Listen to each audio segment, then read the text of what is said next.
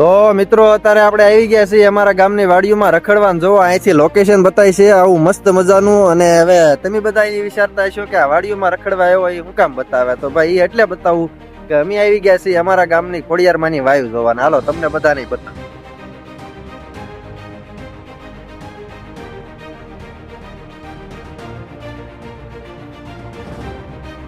તો મિત્રો આપણે આવી ગયા છીએ વાયુની અંદર ને. હાલો હવે આપણે અંદર કરવી ખોડિયારમાંના દર્શન ને તમને બધાને બતાવી દઉં વાયુનું કોતરણી કામ.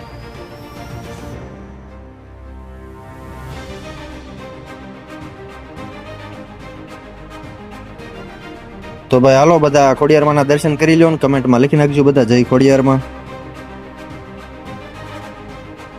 તો જો મિત્રો અત્યારે તો વાયુની અંદર પાણી નથી, અત્યારે તો હાવ ખાલી પડી, પણ ચોમાસામાં આવો ને તો આ બધા પગથિયા પૂરા થઈને ત્યાં સુધી પાણી ભરેલું હોય.